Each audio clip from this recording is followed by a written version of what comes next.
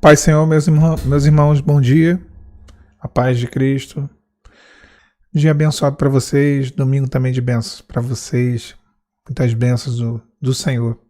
Peço desde já que vocês curtam o vídeo, se inscrevam por aqui no canal, compartilhem, comente, os padrões da plataforma aqui do YouTube, para que o YouTube recomende, né, pela misericórdia do Senhor, esse conteúdo aqui para mais pessoas. Quem quiser fazer parte do clube de membros, clicando em assinar, botãozinho branco, os irmãos vão ter acesso aos vídeos, né, lives exclusivos, às playlists exclusivas sobre restauração, de leitura da Bíblia e estudos bíblicos também. Vamos para a nossa mensagem? Vamos para a nossa conversa? No texto de Salmos, número 84, verso de número 5, diz assim a palavra do Senhor. Bem-aventurado o homem cuja força está em ti e cujo coração estão os caminhos aplanados, o qual, passando pelo vale de Baca, faz dele um manancial, a chuva também o cobre de bênçãos, e vão indo, de força em força, cada um deles aparece diante de Deus em Sião. Meus irmãos, todos nós atravessamos momentos de dificuldade, né, na jornada da nossa vida. É comum, né? Pudéssemos não passar, mas infelizmente ou felizmente em alguns momentos passamos. Tempos em que vem o choro, os olhos se enchem de lágrimas, a alma sente o peso, né, literalmente da caminhada, né, da jornada. E a Bíblia vai falar sobre um lugar chamado Vale de Baca. É uma expressão meio simbólica, biblicamente falando, porém profética, né, para os momentos de aflição, de dor, de luta que nós enfrentamos, né, que nós passamos. Mas também momentos de transformação, momentos de reconciliar-se com Deus, né? Salmos 84 é um cântico de um dos filhos de Corá e é escrito por aqueles que peregrinavam até Jerusalém, né? E é claro que no caminho de peregrinação eles enfrentavam muitos desafios, muitas dificuldades. E um desses grandes desafios de ir até Jerusalém para adorar ao Senhor era o Vale de Baca. Era um vale árido, um vale extremamente difícil, seco, mas para aqueles que confiavam no Senhor, esse vale se transformava em um verdadeiro manancial. E há um sentido histórico no Vale de Baca, que, assim, quando a gente pega o original, a palavra Baca, ela vem de uma raiz hebraica que significa choro, chorar, lamentar. Então era possivelmente um vale cheio de árvores de bálsamo, né? Era as árvores que soltavam ali a resina, né, delas, quando feridas, como a seringueira faz, né, a extração do látex, né, da borracha. A seringueira faz isso, né? E é possivelmente isso, por isso que aí veio o nome, né? Essa resina como as lágrimas saindo das árvores feridas, e aí o nome de Vale de Baca ou Vale das Lágrimas. E aqueles que iam até Sião tinham que atravessar por isso. Solo seco, como eu falei, pedregoso, difícil, mas era um simbolismo, irmãos, dos momentos que nós vivemos. Era um simbolismo de tudo aquilo que a gente passa, sabe? Que a gente tem que enfrentar. Quantos passaram ou quantos estão passando hoje pelo Vale de Baca?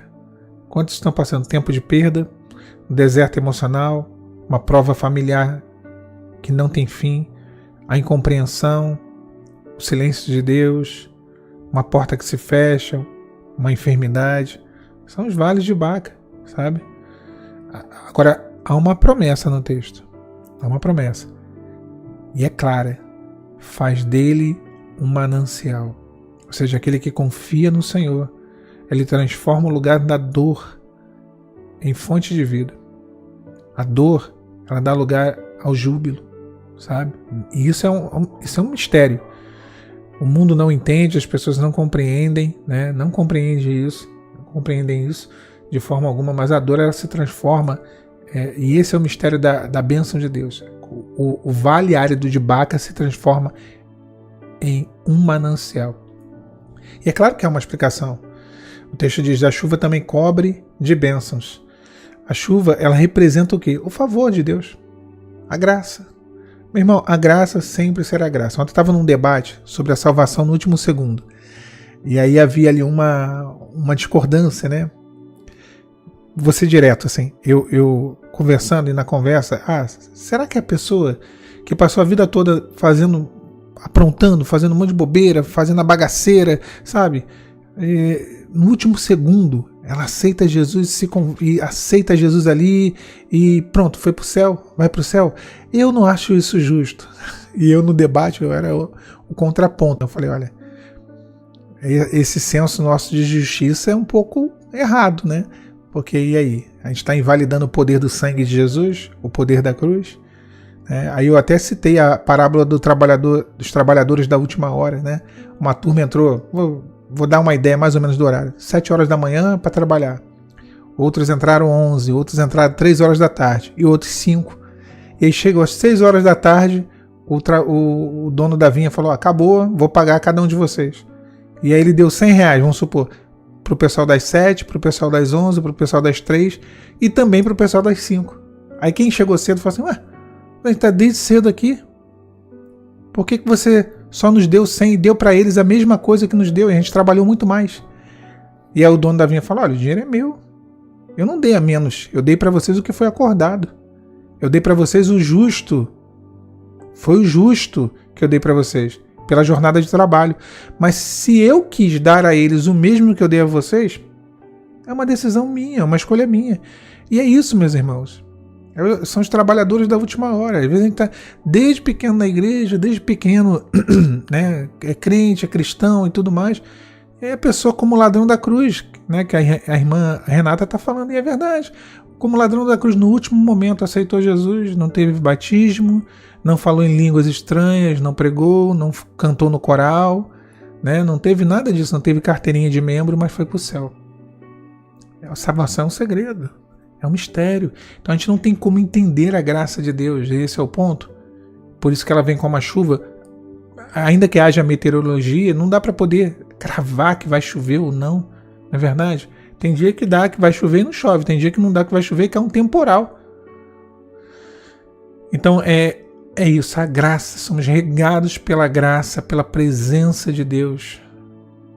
Pela misericórdia de Deus. Eu não estou aqui para ser fiscal da graça de Deus. Por que Deus salvou o fulano? Por que Deus salvou o ciclano? Eu não sei. Como diria o fundador da igreja que eu frequentava, Deus tem salvo muita gente que eu mesmo mandaria para o inferno. Inclusive eu. Ele dizia isso com propriedade, é verdade. A graça de Deus a gente não tem como compreender.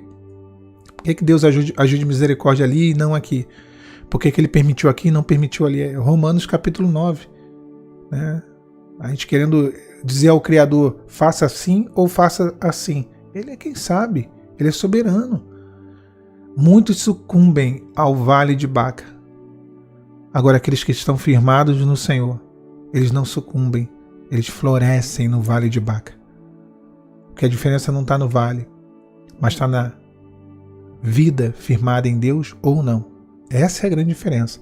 O texto vai falar de força em força. É um crescimento progressivo. Eu estou trazendo um estudo no clube de membros, né, falando um pouco sobre o pensamento calvinista, o pensamento arminiano, e o quanto que a salvação é um ato de aceitação e um processo diário. É o conheçamos e prossigamos em conhecer ao Senhor. A jornada do crente, do cristão, é como a luz da aurora, que vai a cada dia brilhando mais e mais, vai indo de força em força. Isso mostra que o Vale de Baca, por si só, o momento de dificuldade, é sim uma transição, não é uma morada. Quem persevera cresce. Aquilo que seria um lugar de morte, de ruína, de destruição, de vergonha, se torna um caminho de glória. Há níveis espirituais que nós só alcançamos quando atravessamos o Vale de Baca, meu irmão. É onde as lágrimas se transformam em testemunhos. Tem gente que não tem propriedade para falar de determinadas lutas, porque não passaram por elas. Não passaram. Uma vez eu conversando com uns amigos e eles falam sobre divórcio, eu falei, rapaz, me desculpem, vocês não têm propriedade. Vocês cresceram na igreja comigo, mas vocês não têm propriedade, vocês estão casados. Só pode falar de um divórcio, de uma guerra familiar, de uma batalha espiritual, de traição, de adultério. Quem viveu isso, quem passou por isso, quem, sabe? Aí a pessoa tem propriedade para falar. Como que alguém vai falar do Vale de Baca se nunca atravessou o Vale de Baca? Eu falo que é uma especialidade da fé cristã. Né? Não tem um médico, ele não sai ali clínico geral, ele tem que fazer uma especialidade para se tornar um cardiologista, um pediatra, não é verdade? Quais são as especialidades da fé cristã? Uma delas é o Vale de Baca, né? São as lágrimas, são os desertos, são as provações que só quem passou entende. Só quem passou entende. Você vai conversar com um pastor muito bom, olha, o pastorzão, mas ele não viveu isso. Isso que às vezes eu pego, eu admiro muito irmãos que buscaram a restauração ou buscam de um relacionamento e pregam aquilo que eles vivem. Sabe? A pessoa está lá, não se abriu para um outro relacionamento, está buscando a restauração, amém. Possa ser que Deus restaure, possa ser que não, está tudo certo, mas a pessoa está buscando. Agora, o que me admira às vezes são pastores famosos que estão com o casamento em dia, está tudo direitinho, não passa por luta conjugal, querer lançar um fardo sobre a pessoa, sabe? De, olha, você tem que lutar para sempre pela restauração do seu relacionamento. É muito fácil ele falar. Se fosse ele, será que ele lutaria? Então, assim, é claro que é um ponto polêmico se a gente fosse entrar aqui nessa questão toda. A gente não pode vulgarizar a instituição do casamento, mas sobre isso eu já falei muito. Mas o fato é que o Vale de Baca é uma experiência que só quem passou ou só quem passa sabe do que eu estou falando. É ali que nós vemos que a nossa força não está em nós, mas está no Senhor. Que o nosso coração não está firme, não pode estar firme em outro lugar, senão no propósito. É ali que nós entendemos que nós não podemos parar. Então aquilo que era para ser o sofrimento se torna um lugar de milagres. Porque Deus transforma lágrimas em fontes e vales em altares. É o que Deus faz. Você pode sair do Vale de Baca muito mais forte do que você entrou. Em um mundo, irmãos, onde todo mundo está enfrentando aí depressão, abandono, desânimo, perda, dor, o Vale de Baca é mais atual do que nunca. Só que esse Vale de Baca, uma coisa é você atravessar ele sem Deus, outra coisa é atravessar ele com o Senhor. Aqueles que atravessam com o Senhor, eles não permanecem presos no sofrimento, ao sofrimento, de forma alguma. Deus é um especialista em tirar a água da rocha, em dar vida, em trazer vida no meio da morte, em dar vitória em meio à dor e à derrota, e trazer exaltação em meio à vergonha, ao desprezo e à humilhação. Então é esse o Vale de Baca, é o Vale das Lágrimas, é o Vale do Choro, sim, mas é uma transição. É o vale onde o Senhor colocará sobre a sua cabeça a coroa da vitória. A coroa da vitória. Então não sinta como, Deus me abandonou, Deus não se importa comigo. Importa sim. Bem-aventurado o homem cuja força está em ti. Mais do que feliz, é bem-aventurado aquele homem, a mulher cuja força está em ti, cujo coração estão os caminhos aplanados. Não é que o caminho era lindo, olha que caminho lindo, não. Ele foi aplanado. Era um caminho torto, era um caminho difícil, mas o Senhor colocou no seu coração um caminho aplanado. Ele foi aplanando, ele foi endireitando as tuas veredas e preparando para você passar. O qual, passando pelo Vale de Baca, faz dele um manancial. A chuva também cobre de bênçãos. E olha, vou falar uma coisa aqui. São nos vales, nos desertos, nas provações mais intensas que nós vivemos as maiores experiências, onde o Senhor multiplica o azeite, a bênção é derramada sem medidas. Cada um deles aparece diante de Deus em Sião. Esse é o propósito. Se aproximar do Senhor. Se aproximar. É aparecer diante do Senhor, em Sião. Entender isso. Então, meu irmão, minha irmã, meu irmão, esse é o ponto. Tá? Não tem para onde correr, não. Esse é o ponto. Tá diante do Senhor, tá vivendo uma experiência real. Eu sei que às vezes o choro, ele não dura uma noite, ele dura uma noite, uma manhã, uma tarde. Eu sei disso, né? E seca as lágrimas, literalmente, a gente começa a chorar com o coração. Né? Tem um versículo, né? O choro pode durar uma noite, mas a alegria vem pela manhã. Mas às vezes parece que o choro dura uma noite, uma manhã, uma tarde, uma madrugada, a segunda, terça, quarta, quinta, sexta. Mas a gente persevera. Nós continuamos, nós perseveramos, porque sabemos que em algum momento esse Vale de Baca vai acabar. Esse momento, essa passagem, ela vai se dar. E aí vamos chegar do outro lado e viver um milagre com Deus. E viver o cumprimento da promessa. Olha, se não for para crer nas promessas, meu irmão, minha irmã, eu prefiro voltar para o Egito. se não for para crer que há uma Canaã, que há um cumprimento de promessa, tudo isso aqui é vão. Tudo isso aqui é vão, sabe? Vã é a nossa esperança. Ele morreu, então a nossa esperança não é vã. Se Deus não poupou o seu próprio Filho, não nos dará Ele todas as coisas? Então a sua esperança não é vã. Deus não é homem. Eu tirei essa palavra, foi quarta, terça-feira.